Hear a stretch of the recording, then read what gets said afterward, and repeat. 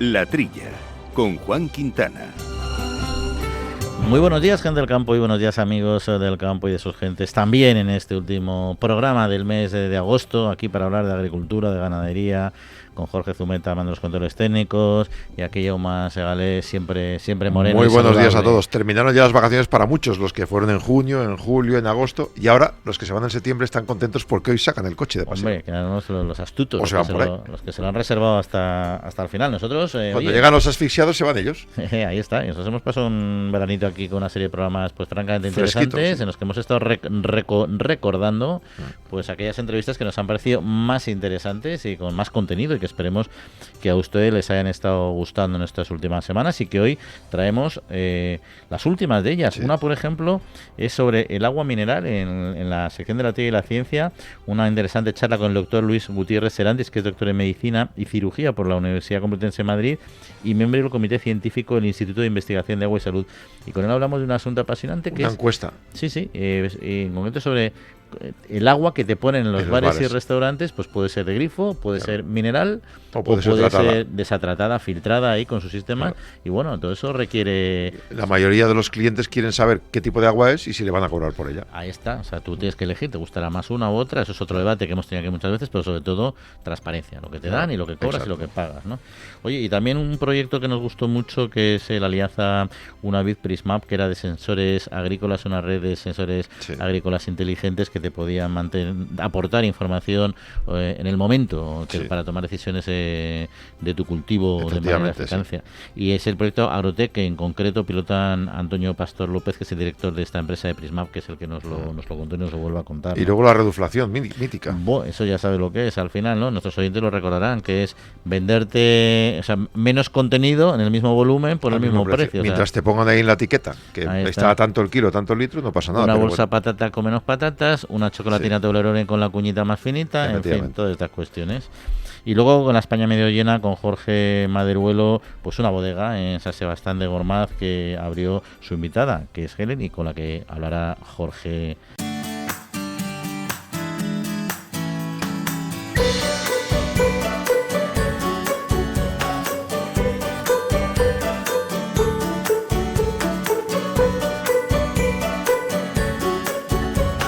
Pues recordarán que la semana pasada hablamos del agua, profundizamos en un interesante tema vinculado precisamente a una encuesta a nivel nacional realizada por Metroscopia para el Instituto de Investigación de Agua y Salud, y que analiza la percepción y las preferencias de los consumidores en diferentes aspectos, pues como la calidad, la seguridad alimentaria, la información que recibe el consumidor, sobre todo el agua que consume en hostelería. Y de este tema ya les anunciamos que vamos a profundizar un poquito más esta semana charlando con el doctor Luis Gutiérrez Serantes, que es doctor en Medicina y Cirugía por la Universidad Complutense de Madrid y miembro del Comité Científico del Instituto de Investigación Agua y Salud. Doctor, muy buenos días. Hola, muy buenos días a todos.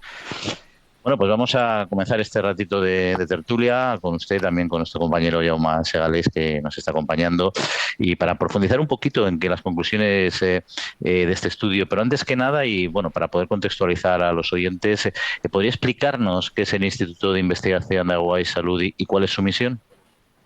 Sí, el Instituto de Investigación Agua y Salud se creó en el año 2008. Y este instituto lo que quiere hacer, lo que intenta y lo que hace es desarrollar actividades encaminadas a la investigación y la difusión de las características de las aguas minerales, y claro, se aporta documentación relevante basada en estudios e informes sobre este producto natural y su importancia para la salud. Y por lo tanto el Instituto de Investigación Agua y Salud es una entidad de carácter científico, divulgativo, y el fin son todos los que yo os he comentado, ¿no? Además, en el año 2018 ha editado y publicado la Guía de Hidratación, que es una publicación de carácter divulgativo absolutamente pionera en España y en la que se recoge una visión integral sobre la importancia de mantener una hidratación adecuada en los diferentes periodos de la vida y en función de la actividad física que se lleva a cabo. Tengo que recordar que el adulto, entre el 60 y el 65% de su peso es agua, de ahí la importancia también de la hidratación. Ujú. Pues es justo un poco la interlocución que nosotros buscábamos, porque saben nuestros oyentes que intentamos, ante cuestiones que generan un debate social, como a veces es el tema del agua, pues dar luz desde la perspectiva de la ciencia, que siempre es lo menos inexacto de lo que disponemos en nuestra sociedad, dado que el 100% de exactitud no existe en ningún caso, ¿no? Y bueno, entonces vamos a centrarnos en este estudio de metroscopía que han promovido desde el Instituto, y entre los muchos datos interesantes que se publican, uno de ellos dice que el 90% de los consumidores desea saber qué tipo de agua se les sirve en los restaurantes. En su opinión, ¿a qué cree que se debe esta demanda? Bueno, yo creo que todos queremos saber qué tipo de alimentos nos dan y voy a recordar que el agua es un alimento y por lo tanto cuando vamos a un restaurante queremos saber qué es lo que nos están poniendo. Estamos pidiendo un plato determinado, pues también queremos saber qué tipo de agua nos está pidiendo. Porque claro, aquí la problemática esta es que tú pides agua mineral y de pronto ves que te pueden servir una botella de cristal muy bonita con el nombre del restaurante, pero que no es agua mineral natural. Y entonces se están sirviendo agua del grifo muchas veces y otras veces que te la pueden servir en una botella o te la pueden servir en un vaso y otras veces te están dando agua del grifo filtrada, pero que no es agua mineral natural cuando tú has pedido agua mineral natural. Y por lo tanto, ahí hay una falta de información y el consumidor quiere saber qué es lo que está bebiendo y también algo importante, quiere saber cuánto va a pagar por ese agua que le están sirviendo, bien sea el agua mineral natural, bien sea el agua de grifo filtrada. Y claro, por eso el 90% de los consumidores quieren saber el porqué y cada vez lo van a exigir más, porque cada vez hay más información y por lo tanto van a querer saber qué es lo que le están sirviendo. Es muy importante que la persona que acude a un restaurante se cerciore del tipo de agua que le van a servir, que le van a poner, importante, y también, por supuesto, cuánto le van a cobrar por el tipo de agua que le van a poner y también importante para poder elegir, ¿no? El agua mineral natural, el agua filtrada, esto ya va a gusto del consumidor, pero lo importante es que se cerciore el tipo de agua que le van a poner y cuánto le van a cobrar por ese tipo de agua. Doctor, ¿cómo puede esta información sobre el tipo de agua y su coste influir en la experiencia del consumidor en la hostelería?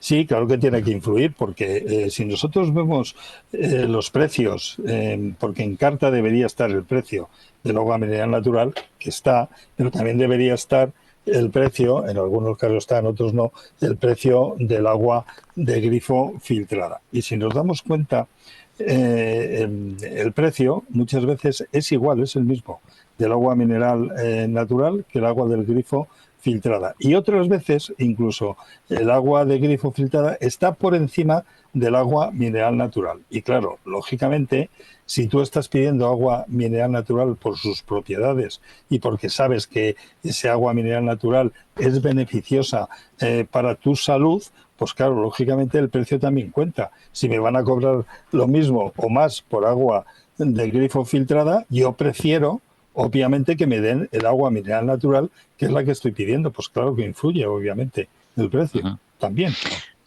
Y mencionaba el estudio, también usted lo comentaba justo hace unos instantes, ¿no? Pues la confusión, sobre todo el problema de la confusión que genera entre los consumidores el tipo de agua que se les ofrece, porque al final si hay transparencia el consumidor es libre de elegir y pagar por lo que quiera, ¿no? Pero esta confusión desde su perspectiva científica y también como consumidor, ¿cómo piensa que podría mejorar la hostelería, la comunicación en este aspecto? Bueno, yo creo que está sumamente claro.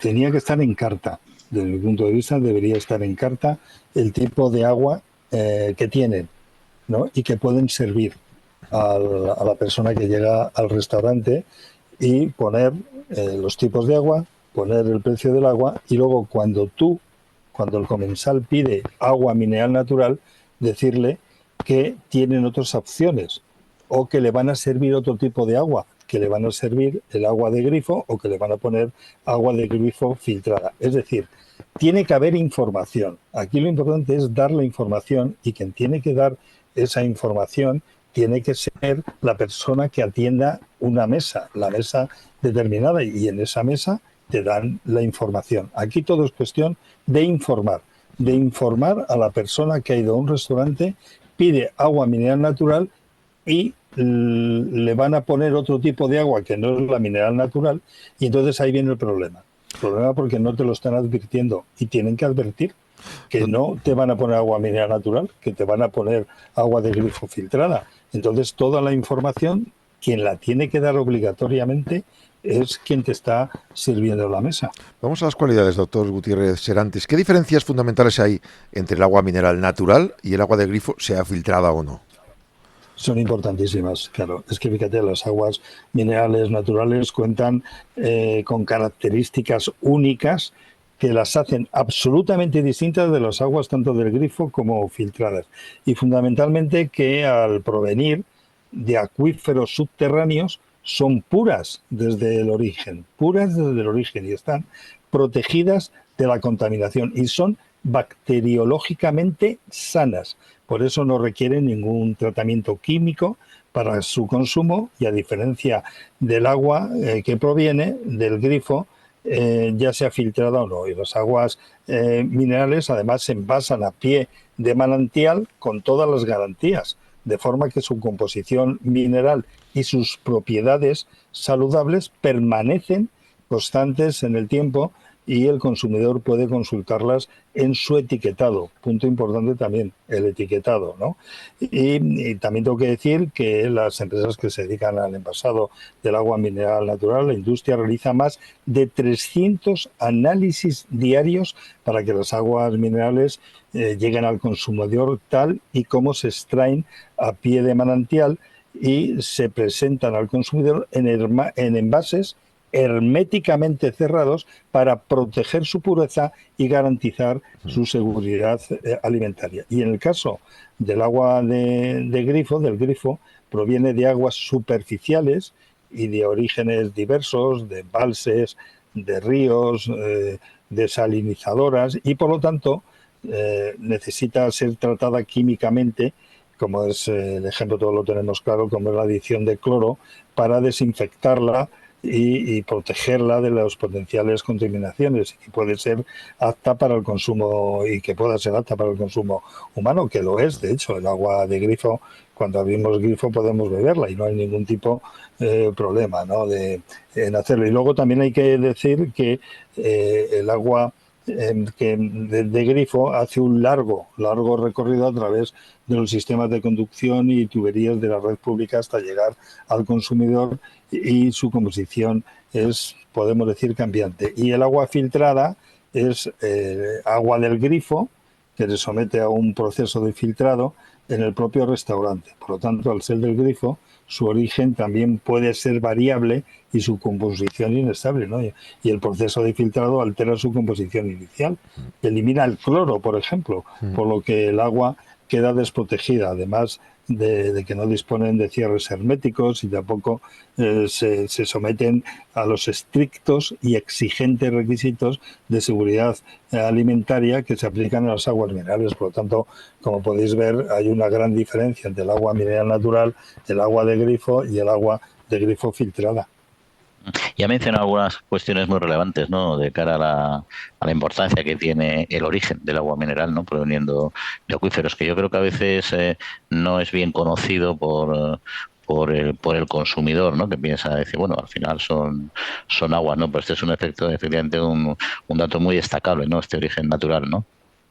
Por supuesto, origen natural, aguas subterráneas puras, limpias, que su composición es estable en el tiempo, que tiene una composición química siempre estable, como digo, y todo esto es muy importante. Y además es que se envasa a pie del manantial, y por lo tanto es prácticamente imposible su contaminación. y vuelvo a resaltar que la composición es estable en el tiempo y esto también es algo muy importante. Yo comentaba antes que se hacen más de 300 análisis diarios para que las aguas minerales lleguen al consumidor tal y como se extraen a pie de manantial, que eso también es otro punto, creo yo, que es importantísimo. ¿Qué significa que el agua mineral natural, como estamos comentando, no requiere tratamiento químico para el consumo? Porque es pura desde su origen y como el envasado es a pie de los acuíferos subterráneos, pues lógicamente es prácticamente imposible que se contaminen y por lo tanto no necesitan ningún tratamiento químico, no necesitan ser tratadas, no necesitan, en una palabra, ser desinfectadas, porque es que no están infectadas y por lo tanto no hace falta. No es necesario el tratarlas y de ahí su pureza y de ahí su sabor. Y luego también tengo que decir, es que no hay dos aguas minerales iguales. Cada manantial, cada acuífero subterráneo tiene sus características específicas. Y ya digo, es que no existen dos aguas minerales, todas purísimas, buenísimas, pero con composición química distinta. Y nos ha indicado ya algunas líneas, porque la seguridad alimentaria es clave para los consumidores cada vez más en esa sociedad, sobre todo en países y economías desarrolladas como la nuestra, y el consumidor ya exige con mucho criterio, ¿no? Nos has esbozado ya algunas líneas, pero en general en este tema de seguridad alimentaria, ¿cómo se compararía el agua mineral natural con el agua de grifo? Claro, es que el agua mineral natural está sometida, diría yo, a una presión por parte de las autoridades, lógica presión, que hace que siga unas normas para que precisamente los acuíferos subterráneos no se puedan llegar a contaminar y tienen que ser estrictos en este sentido para que estas aguas sigan siendo puras desde el principio, ¿no? Y claro,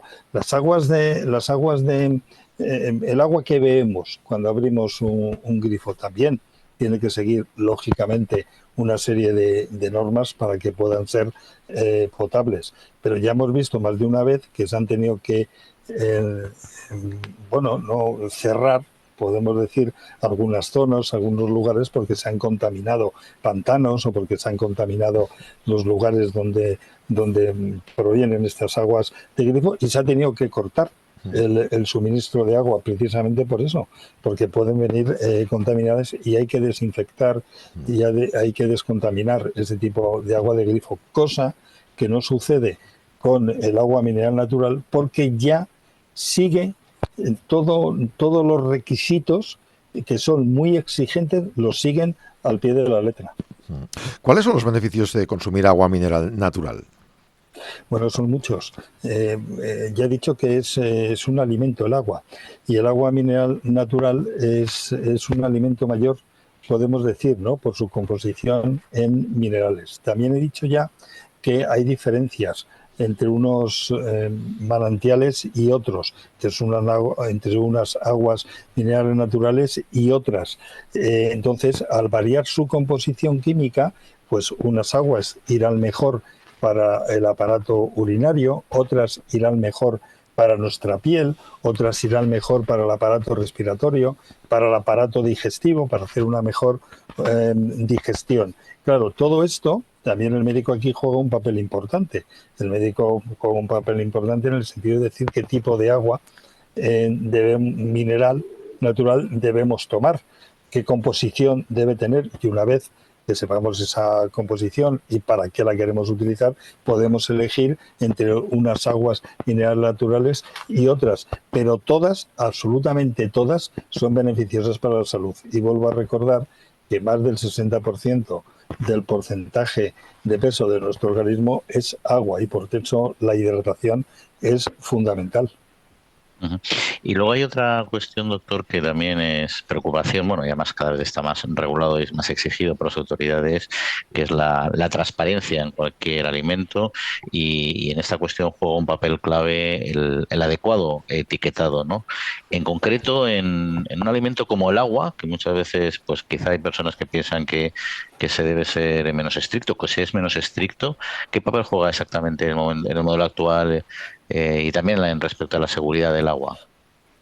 Tenemos que ser igual de estrictos que con cualquier otro alimento. Entonces, esta es una de las obligaciones que tienen las empresas de embotellado de agua mineral natural, el etiquetado. El etiquetado es fundamental. Nos dicen el origen del agua, de qué manantial, de qué acuífero viene. Nos indica la composición que tiene, si es más rica en sulfatos o es más rica en bicarbonatos, o tiene más minerales o tiene menos minerales. Esto es fundamental. Y esto es una gran diferencia que hay con el agua de grifo filtrada. Porque claro, el agua de grifo filtrada en un restaurante nos la pueden poner en una botella muy bonita, muy perfecta, con el nombre del restaurante, pero no va a llevar ese etiquetado diciéndonos de dónde viene ese agua, qué composición tiene. Todo esto no nos lo va a decir. Sin embargo, en el agua mineral natural sí tenemos ese etiquetado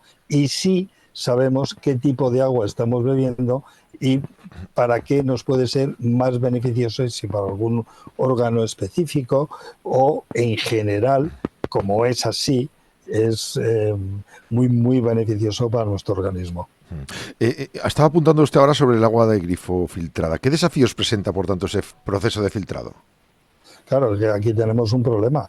Es que de alguna manera el agua de grifo, que es potable y podemos beber sin ningún tipo de problema, de alguna manera va a llevar un tipo de manipulación. Claro, no sabemos cómo está el aparato de filtrado, si está en buenas condiciones, si no está en buenas condiciones, si se ha podido contaminar, cómo está ese filtro, luego está el envase ha sido bien desinfectado, el cierre no es hermético, como sabemos que es en el agua mineral natural, de qué manera ha sido envasado, ¿no? ese agua de grifo filtrado, es decir, el riesgo de que pueda haber una contaminación es alto, cosa que no sucede con el agua mineral natural, que el agua mineral natural, por supuesto, ha seguido todos los requisitos y, como siempre digo, es embotellada a pie de manantial y los controles son específicos. Sin embargo, el agua de grifo filtrada, pues a mí personalmente me plantea dudas porque no sé cómo ha sido realmente ese envatado, cuántas personas han manipulado de alguna manera este agua y cómo llega a la mesa del restaurante, si puede estar contaminada o no puede estar contaminada. Uh-huh. Y yo tenía una duda ya casi más a título personal, pero vamos, creo que nuestros oyentes también la tienen, ¿no?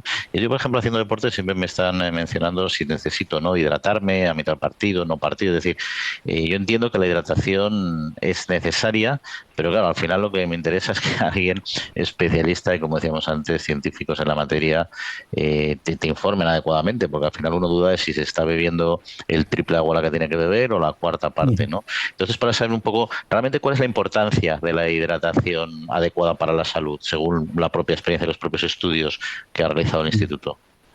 Bueno, lo primero que hay que decir que no tenemos que llegar a tener sed. La sed nos indica que ya estamos deshidratados. Cuando una persona necesita beber agua es que ya hemos perdido más cantidad de líquido que aquel que estamos bebiendo. Por lo tanto, punto primero, no hay que tener sed. Ya hagamos deporte, ya estemos en una oficina o estemos trabajando en un trabajo físico. Aquí lo importante es no tener sed. Beber. Cantidad de agua varía mucho por el tipo de trabajo que desarrolles. En la época del año en el que estemos, no necesitamos lógicamente más cantidad de agua en el verano que en el invierno, ¿no? Sudamos menos, lógicamente, en el invierno que en el verano. Por lo tanto, depende del tipo de trabajo que desarrolles, de tipo de ejercicio físico, si es que haces ejercicio físico, y depende también de la época del año en el que estemos. Si queremos poner una cantidad a lo largo del día, se habla entre 8 y 10 vasos de agua al día, que es lo que tenemos que beber para estar bien hidratados. Entre 8 y 10 vasos, que viene a ser entre 2 litros y 2 litros y medio de agua. En verano más, obviamente. Y en invierno quizá necesitemos un poquito menos. Una cuestión, ¿cómo contribuyen ustedes, como constituye el Instituto de Investigación de Agua y Salud, a la divulgación de la importancia del agua mineral para nuestra salud? Bueno, ahora mismo estamos haciéndolo, ¿no? A través Sí, claro. de los medios de comunicación, ¿no? Nos prestamos, ¿no? A medios de comunicación, en radio, televisión, en revistas, periódicos, y claro, el trabajo que desarrolla el Instituto de Investigación Agua y Salud, pues es un trabajo científico, aportamos documentación relevante, basada todas ellas en estudios, en informes sobre el agua natural y su importancia para la salud, y de esta manera lo hacemos. Es que pensamos y creemos, todos los que formamos parte del Instituto de Investigación Agua y Salud, que lo mejor que podemos hacer es informar, pero informar bien, informar con datos científicos y explicar a la gente la importancia de la hidratación para no sufrir desmayos o para no sufrir un fallo cardíaco cuando hay un golpe de calor, por ejemplo, en las épocas de verano. Y claro, lo que hacemos es informar a través de los medios de comunicación de la importancia de la hidratación. Bueno, doctor, pues muy interesante todo lo que nos está contando y nos está aclarando, y si le parece, ya para cerrar, sí le pediría si pudiera dar unas recomendaciones, o cuáles son las recomendaciones que usted daría a los consumidores a la hora en concreto de elegir el tipo de agua que consumen en restaurantes, volviendo a la otra parte de la entrevista que teníamos. Bueno, yo lo tengo sumamente claro. Pertenezco al Instituto de Investigación de Agua y Salud, al Comité Científico. Yo siempre pido agua mineral natural. Siempre la pido, porque creo que nos aporta una serie de beneficios a través de los minerales que lleva, que es beneficioso para la salud en general. Esto no quita que beber agua del grifo también es saludable, y de hecho, cuando abrimos un grifo, ese agua es potable y podemos beber, pero no sabemos las características, digamos, a través de los minerales que lleva. No sabemos la cantidad de minerales y qué minerales lleva, cosa que no sucede con el agua mineral natural, que en el etiquetado nos pone cuál es su composición. Por lo tanto, yo, cuando voy a un restaurante, pido el agua mineral natural, y cuando me la traen, veo si es agua mineral natural o me han traído agua del grifo filtrada, porque si no me trae el etiquetado y me trae vamos a decir, una botella muy bonita, pero que pone el nombre del restaurante o nos felicita el día o algo, digo, esto no es. Y entonces yo, por supuesto, voy a pedir siempre agua mineral natural. Pues, doctor Luis Gutiérrez Serantes, del Comité Científico del Instituto de Investigación Agua y Salud, muchas gracias por acompañarnos y sobre todo por aclararnos esta cuestión, que es muy relevante en la toma de decisiones de los consumidores, y también darnos conocimiento sobre lo que es el agua mineral. Ya le puedo decir que al menos a una persona le ha sido de mucha utilidad, que es a mí, porque yo soy de los que esperaba tener sed para beber. O sea, que a partir de ahora cambiaré mi hábito. No. Sed significa deshidratación. Por lo tanto, sí, no hay que llegar a tener sed. He tomado buena nota. Doctor, pues muchísimas gracias por atendernos y hasta otra ocasión. Un saludo. Un saludo. Adiós.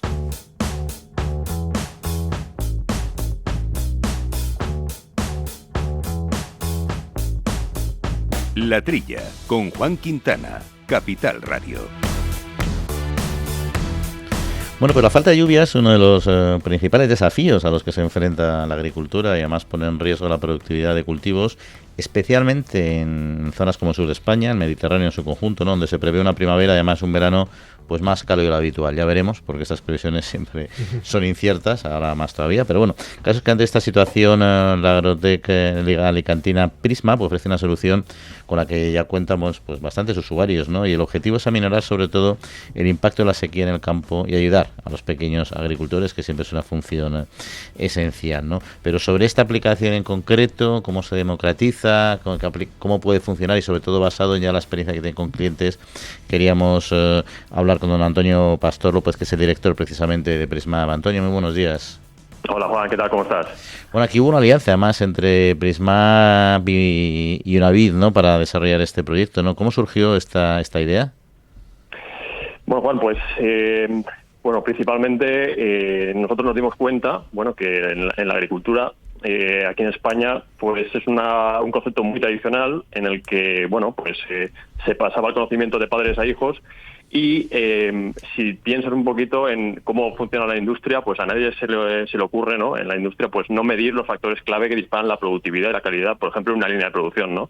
Esto es lo que pasa, ¿no?, en el campo español, que son fábricas de alimentos, y es imprescindible, pues, medir cuáles son los factores que disparan la productividad y la calidad de una explotación, ¿no? Entonces es lo que hacemos nosotros. Nosotros lo que hacemos es democratizar una tecnología para que el agricultor pueda medir los factores claves que necesita para poner su cultivo en primera línea de producción. Estamos hablando de dispositivos que pueden medir la cantidad de agua en el suelo, la calidad del agua, la climatología, etcétera. Por tanto, básicamente el agua y el resto de los factores que afectan al clima, y por tanto, una pequeña predicción se puede tener, pero sobre todo los datos son en base al gasto, ¿no?, más que a la espera de lluvias. Sí, exactamente. Nosotros lo que hacemos es medir los factores clave en los que crece el cultivo, ¿no? Estamos hablando de los factores clave que suceden en el suelo, donde están las raíces, en el agua, ¿no?, que es lo que toma la planta, y en la meteorología y en la climatología, ¿no?, que son las tres cosas, los tres conceptos donde se desarrolla un cultivo. ¿Y los parámetros clave en concreto que se pueden monitorizar? Pues mira, uno de los más importantes, estaríamos hablando de la cantidad de agua que hay en el suelo, ¿no? Que esto pues casi nunca se ha podido medir, que normalmente a la hora de hacer un riego en cualquier explotación se va un poquito por lo que ves, ¿no?, por lo que ve el propio agricultor, que cómo está yendo la planta, y no tenía ninguna referencia, ¿no? Nosotros lo que le damos al agricultor es una herramienta para que pueda tener una referencia de exactamente cuánta cantidad de agua hay en el suelo disponible para el cultivo, entre otros muchos factores, ¿no? Pero esto ya marca una enorme diferencia. Estamos hablando de que simplemente por saber este dato, el agricultor podría estar reduciendo entre un 30 y un 40% el consumo de agua para cualquier explotación. Y además de esa reducción puede tener una decisión al ver que tienen más capacidad de agua o menos, y a la hora de qué planto o cuánta cantidad planto. Exactamente. Además, regar más no significa tener más producción. En muchos casos, el echar mucha más agua significa ahogar la planta, y los consumos y rendimientos de un cultivo se ven deteriorados por eso. Es decir, que muchas veces al reducir el consumo de agua en un cultivo tenemos más producción, casi antiintuitivamente. Y luego, en este tipo de tecnologías, por supuesto, la gestión de la información es clave, pero quizá también la preocupación de los consumidores, en este caso de las agriculturas, es la calidad en este caso, los sensores, ¿no?, que son quien toman esas medidas, ¿no? ¿Qué nivel de tecnología, de precisión y de fiabilidad tienen los sensores? Pues es muy buena pregunta, Juan, porque claro, si no tenemos datos de calidad, las decisiones que vamos a poder tomar no van a ser decisiones de calidad. Entonces, nosotros lo que hacemos es una tecnología que está desarrollado íntegramente aquí en España. No somos meros integradores de sensores que existen a nivel internacional, sino que es una tecnología que hemos desarrollado aquí en España, y hemos podido colocar ya más de 3.000 equipos en todo el campo español, con unos resultados tremendos, con reducciones de entre el 30 y el 40%, e incluso en algunos casos del 50% en muchas explotaciones agrícolas. Y eso porque antes ¿qué otros sistemas habéis superado vosotros, por así decirlo? Pues mira, el éxito que tenemos nosotros en cuanto a tecnología ha sido la democratización de esta tecnología. Esta tecnología ya existían en los años 2000, en los 2010. Nuestra misión aquí ha sido coger esa tecnología que ya existía y simplificarla al máximo para que le llegue al agricultor de forma súper sencilla. Piensa, Juan, que la agricultura, el pequeño agricultor y la pyme aquí en España son el 80% de la agricultura. Y esta tecnología no estaba llegando. Es decir, que imagínate cuántos agricultores responsables de gestionar el agua de todos tenemos aquí en España. Entonces nosotros lo que hacemos es acercar estas tecnologías al pequeño agricultor, pues para que puedan aprovechar al máximo su explotación, claro. O sea, cuantos más centenares o miles de agricultores se unan, más barato se puede conseguir el sistema. Sí, exactamente, correcto. Y además, ¿tenéis muchos ya conectados? Sí, ahora mismo tenemos más de 3.000 equipos repartidos en más de 1.500 agricultores en toda España. ¿Y son complejos de instalar y de manejar por parte de los agricultores? No, es súper sencillo de utilizar. En menos de 5 minutos el agricultor puede desplegar una red de sensores de forma súper sencilla y sin depender de nadie ni de nada. Y otra... Simplemente es conectar un sensor al transmisor y automáticamente el sistema se pone en funcionamiento. Los datos se envían directamente a la nube y lo que tiene el agricultor es un panel de control que desde su propio móvil o desde su ordenador de casa puede ver todo el despliegue de sensores que tiene en todas sus fincas. Y por lo que me estás comentando, entonces entiendo que funcionarán con batería, ¿no? Sí, funcionamos con 4 pilas normales, de las que puedes comprar en cualquier supermercado, y el equipo puede estar funcionando 3 años fácilmente sin ningún tipo de problema y sin depender de que haya luz en la propia finca, ni que haya wifi, ni nada de esto. Ahora estamos pasando una sequía tremenda. En Cataluña, sobre todo, la ha habido en los últimos meses y en otras comunidades autónomas. Ha sido casi una prueba de fuego, imagino, para los que lo tenían utilizándolo, ¿no? Sí, esto ha sido una ventaja competitiva enorme. Cuando teníamos agua, pues esto no era un problema, pero cada vez más el control y las tecnologías pues nos ayudan a poder tener viabilidad a la hora de producir alimentos. Ten en cuenta, Juan, que para el año 2050 se prevé que la producción agrícola a nivel mundial se dispare a un 20%. Es decir, que vamos a tener que producir un 20% más de alimentos, seguramente con menos agua y con el mismo terreno. Entonces esto se plantea como un reto. Uh-huh. Este tipo de tecnologías pues tienen que ser una herramienta para el agricultor para que tengamos viabilidad a la hora de producir cualquier tipo de alimento. ¿Y son aplicables? Porque en el caso de la agricultura yo lo veo claro, pero por lo que nos estás contando también pienso que pudieran ser aplicables a otros sectores, ¿no? ¿Habéis desarrollado avanzado en otras líneas?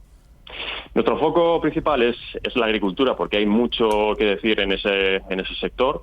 Sí que es verdad que hemos trabajado también en otros sectores como parques y jardines y también otro tipo de sectores, porque aplicamos la tecnología a cualquier tipo de industria, pero nuestro foco es un poquito orientado también al impacto ambiental que vemos que digamos que tenemos una doble rentabilidad. Buscamos una doble rentabilidad en el agricultor. Primero la económica y luego la sostenible, la de sostenibilidad. Y vemos que en el sector de la agricultura ahí tenemos bastante que decir. Uh-huh. Antonio Pastor, director de Prisma, pues muchas gracias por aproximarnos a esta nueva tecnología que seguro es de interés para también la gente de campo que nos escucha, por supuesto. Así que un saludo y que tenga buen día.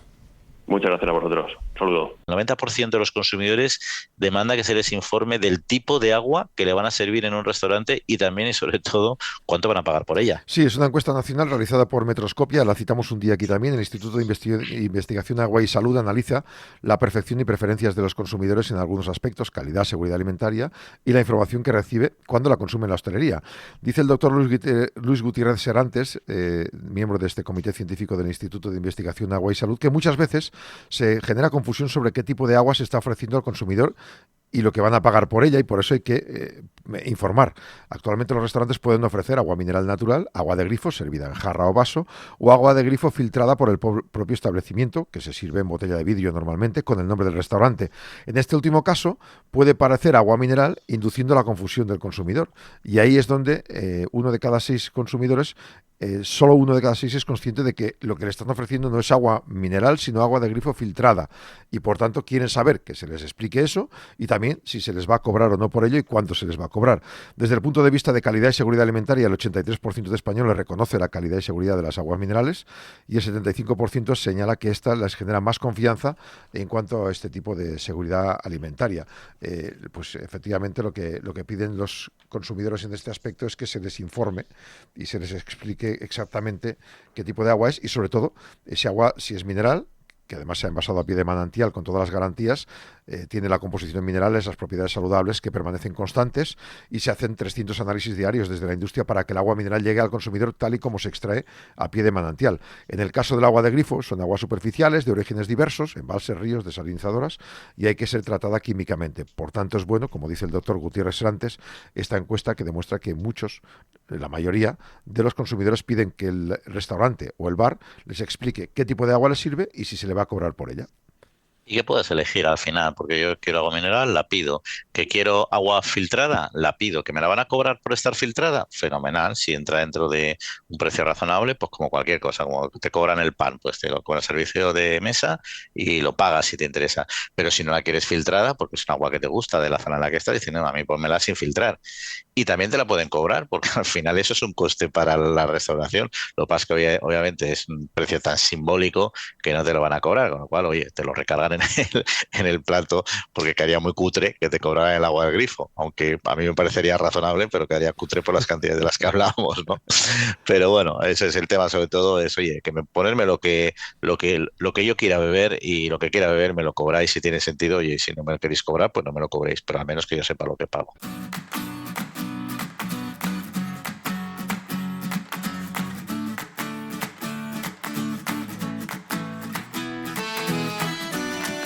Bueno, pues hoy vamos a abordar un tema pues francamente interesante. Recordarán muchos de ustedes cuando se puso una especie como movimiento en redes sociales porque el Toblerone había disminuido el grosor de sus pequeñas pirámides de chocolate y se vendía al mismo precio. Bueno, eso que tuvo mucho eco en redes sociales porque hay muchos tobleronistas convencidos, no es otra cosa que lo que se viene a llamar shrinkflation en inglés, o reduflación traducido al castellano. Bueno, es un fenómeno que se refiere a la reducción del tamaño y la cantidad de un producto, como decíamos, sin la disminución proporcional en su precio, y que está generando un intenso debate sobre transparencia y ética en la industria, no solo aquí, sino también en otros países y de manera más activa, incluso regulada. Ahora comentaremos en Francia. Y para charlar sobre esta cuestión y entenderlo un poquito mejor, pues queríamos hablar con un especialista en esta cuestión, que además es conocido este programa, que es Víctor, o sea, en esta cuestión, el sector alimentario en general, por supuesto, que es Víctor Juste, director general del Foro Interalimentario. Víctor, muy buenos días y bienvenido. Muy buenos días, Juan, encantado. Bueno, yo he hecho una explicación así somera sobre lo que es la reduflación. No sé si quieres matizar un poquito mejor en qué consiste y cómo afecta a los productos alimentarios. Bueno, la verdad que básicamente lo has explicado muy bien. Yo creo que los oyentes se pueden hacer una idea, ¿no? Realmente es una práctica que consiste en disminuir el tamaño o la cantidad de un producto, manteniendo elevando el precio. Eso ya es distinto, ¿no? Manteniendo elevando el precio. Tiene distintas causas, pero básicamente lo que común y corriente entendemos por reduflación es eso. De todas maneras, don Víctor, cuando usted compra algo en un supermercado, en una tienda, además del precio, le sale el precio por kilo o precio por litro. Entonces, ahí sí que está correcto etiquetado, ¿no? Vamos a ver, lo que tiene que quedar muy claro es que el etiquetado tiene que ser correcto. Etiquetado conforme, sobre todo, en todos sus aspectos, pero como estamos comentando el tema de la reduflación, es conforme al contenido. Es decir, vamos a hablar por peso. En este caso, pues porque los kilos, si fueran litros, por litros o mililitros, tienen que quedar absolutamente identificados de una forma muy clara y que se corresponda, como no puede ser de otra forma, a la realidad, digamos, del packaging de ese producto. El consumidor ve un producto, pero bueno, diría en el 95% de las ocasiones el producto va en un packaging cerrado, opaco, cuyo contenido el consumidor no lo desconoce, no lo ve, ¿vale? Pero para eso está el etiquetado y ahí sí que tiene que constar de forma muy, muy, muy clara cuál es el contenido, el peso neto que se denomina del producto que contiene, con independencia del peso del packaging, es decir, del bote o de la lata o donde vaya, o del bandejero en algunos casos, ¿no? Lo que pasa es que ahí entramos un poco en un debate regular que es qué parte de la etiqueta se lee o tiene capacidad en algunos casos de leer el consumidor. Porque claro, si uno lee eso que estás muy bien diciendo, Víctor, pues lo puede y se acuerda de lo que era antes, pues dice, joder, aquí me han reducido tal, bueno, y tomo una decisión con información, ¿no? Yo creo que el problema es que no hay una mención explícita, al menos, no sé si ahora con la regulación que se ha aprobado en Francia va a suceder, que se avisa de alguna manera de esa reducción, ¿no? O ni siquiera sé si eso es necesario hacerlo así, no sé un poco cuál es tu opinión. Bueno, lo que tenemos que tener muy claro es que la información tiene que ser transparente al consumidor. Eso vaya por delante. Luego, sí que es cierto, bueno, el peso neto, la cantidad neta de un producto, en este caso vamos a decir el volumen, pero en este caso en peso, sí que suele quedar, además con una tipografía muy clara y un diseño.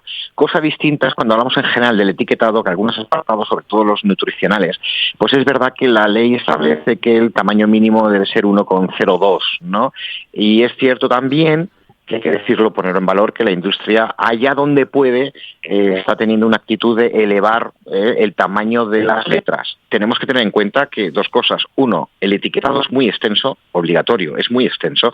Dos, el tamaño donde poner el etiquetado, en muchos casos, es muy reducido.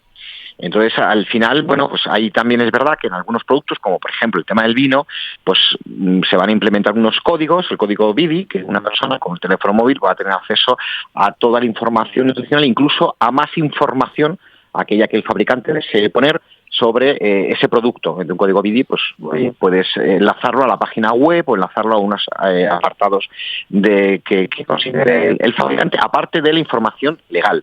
Pero en otros, pues el tamaño es muy reducido. Cuando vayamos avanzando, fruto evidentemente de la innovación, que en el sector alimentario la verdad está siendo brutal, es una innovación que va por delante en muchos otros sectores, pues iremos mejorando el tema del etiquetado. Pero en España ahora mismo no es obligatorio identificar, digamos, esa reducción, por decirlo de alguna forma, no es obligatorio identificarlo, es decir, poner un etiquetado grande que diga, imagínese, por no decir nombre comercial, este producto hace un año, pues la cantidad que tenía dentro era 100 o 1 kilo, ahora tiene 900 gramos. No, eso no es obligatorio indicarlo, es proceso. Sí que es obligatorio que en el packaging, sea cual sea el envoltorio que hayan utilizado, si es el que utilizaron hace un año, por decirlo de alguna forma, o uno nuevo, indique el peso neto real del producto en ese momento. Pero no la legislación no lo establece. Ahí cada fabricante, como podríamos decir, puede poner el producto, la cantidad de producto que considere conveniente, siempre y cuando identifique realmente que es cierto ese peso, ¿no? Distinto, como usted, don Juan, ha indicado, si es ético o no es legal. Vamos a ver, un fabricante, vamos a decirlo de alguna forma, la ración que puede contener en su producto es la que considere el adecuado, sobre todo adaptándose a los gustos del consumidor, pero y a sus hábitos. Pero es cierto que por el proceso que estamos viviendo de una inflación, la verdad que terrible en los alimentos, fruto, como sabemos, no es una crisis de precios. El consumidor yo creo que ya es consciente que es una crisis de costes de producción. Se nos habla del sector alimentario, de la industria, pero también el sector de la producción, agricultores, ganaderos, pescadores, se le ha incrementado de una forma exponencial sus costes de producción. Los energéticos, por ejemplo, pues se han multiplicado en muchos casos por 3.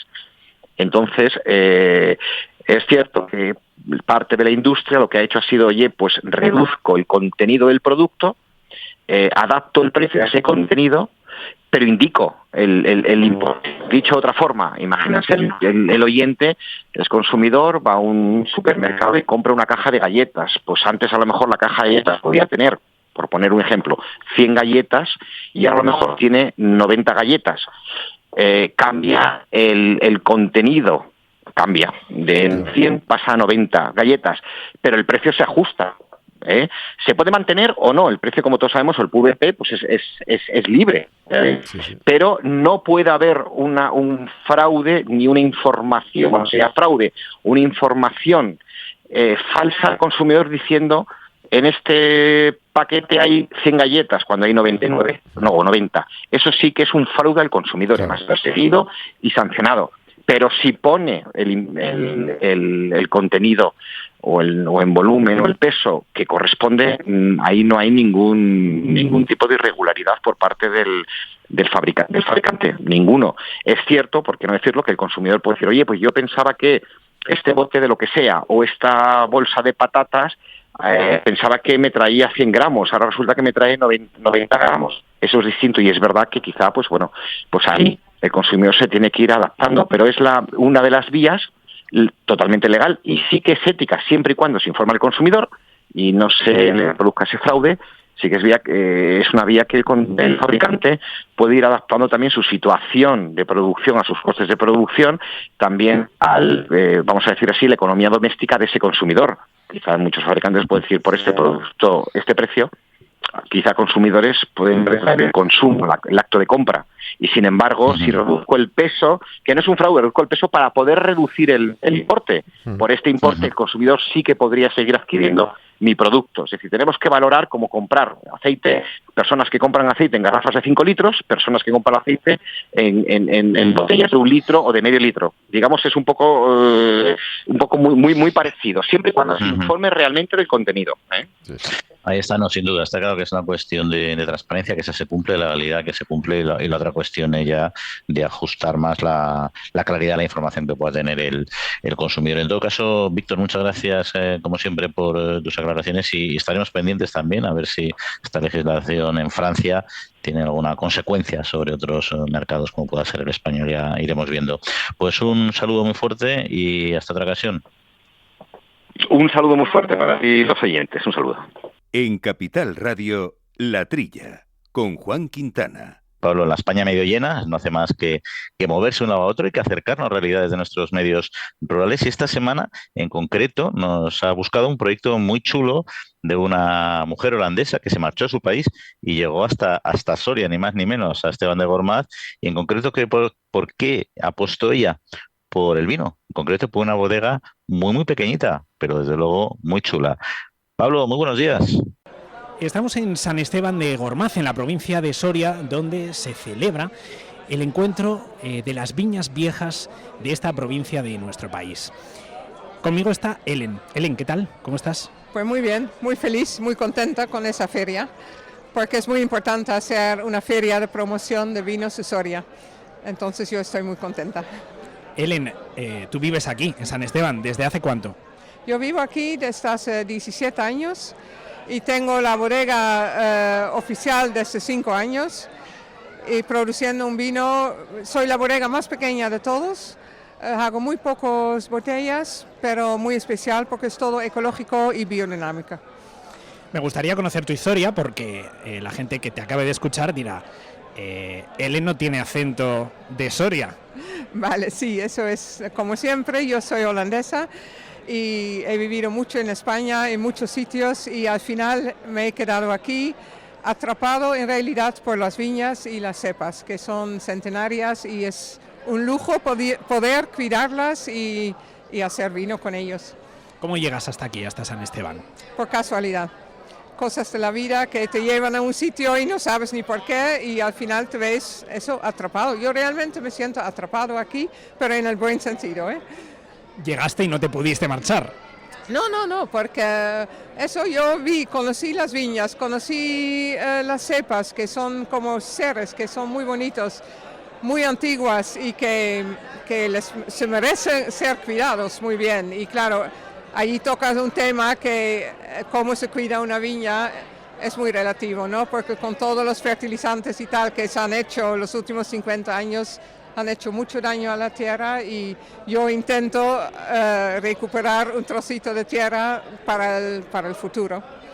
¿Tú decides emprender a qué edad, más o menos? ¿A qué edad? A 50 años, sí. A los 50 años decides embarcarte en el mundo del vino. ¿A qué te dedicabas antes? Soy maestra, a la educación, sí. ¿Dejas la educación después de más de 30 años, supongo, de carrera más o menos? Sí, dejo la educación, pero en realidad lo que estoy haciendo también es educar, porque hago rutas también por las viñas y en la bodega para enseñar a la gente cómo se puede trabajar en otra manera y la importancia que tiene la ecología y la necesidad que tiene cuidar la tierra, porque si no, eso se nos escapa.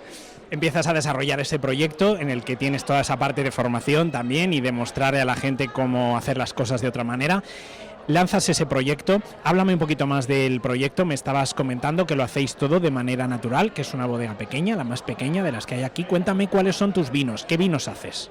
Vale, yo hago, en realidad hago un vino, un crianza que tiene un proceso de 2 años y uso para ello también los bodegas tradicionales que están bajo tierra.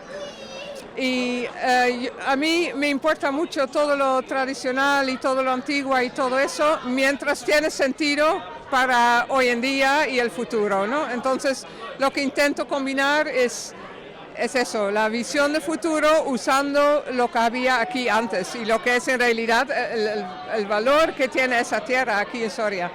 ¿Qué le aporta al vino estar en una bodega subterránea como las que hay aquí en San Esteban? Pues aporta el silencio, la temperatura, el contexto que necesita un vino para tener tiempo para madurar. Y claro, eso es también muy relativo, porque depende del vino que quieres hacer. Pero mi vino creo que agradece que está ahí tiempo durmiendo tan tranquilo y luego lo saco a la luz y con todos las buenas cosas que el vino ha cogido de ahí. ¿Cómo es ese proceso, ya más personalmente, de trabajar el vino a mano? Es duro, es un proceso complejo, sobre todo en temporadas de frío. Aquí son noches muy gélidas al llegar el invierno. Sí, es un trabajo muy duro, es verdad, pero muy agradecido también, porque claro, es casi como educar a un niño, ¿no? Es que tú cuidas una planta durante todo un año para luego recoger el fruto, hacer vino y poner el vino en tu copa. Y entonces tienes todo el proceso, que es un proceso físicamente duro, sí, pero bueno, también estás fuera en aire libre y es muy bonito.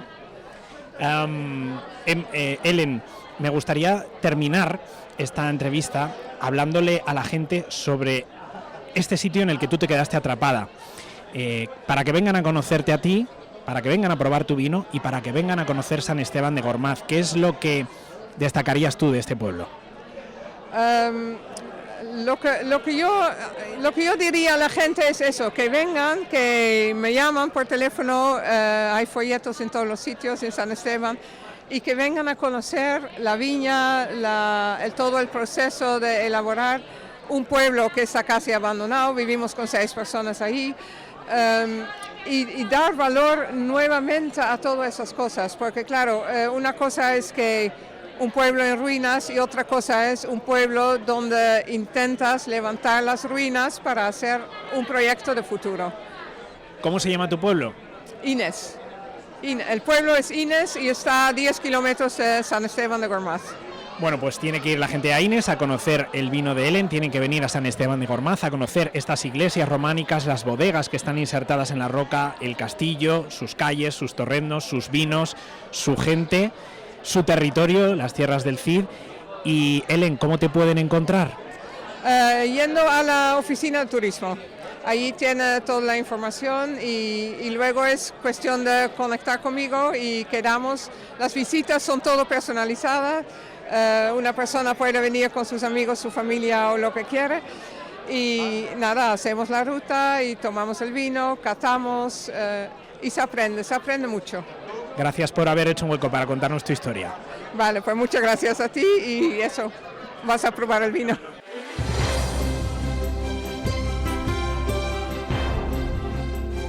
Bueno, pues se nos acaba el tiempo del programa, Jaume, se nos acaba el tiempo del mes de agosto radiofónico. Se nos acaba la redifusión de las entrevistas más interesantes que hemos tenido durante el año, porque empezamos temporada ya la semana que viene. Claro, nueva temporada, nuevas entrevistas, nuevos contenidos, nueva actualidad, en fin.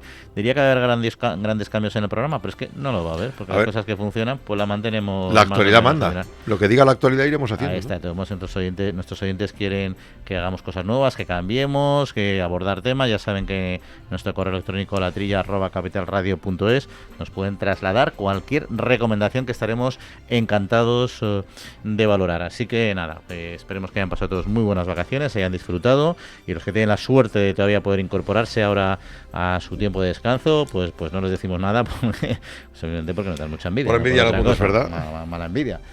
Pero bueno, pues nada, Jaume.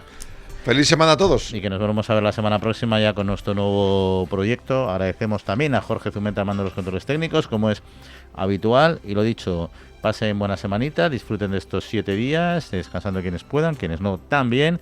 Y sobre todo, como siempre decimos, cuídense. Un saludo y nos vemos, nos escuchamos en 7 días.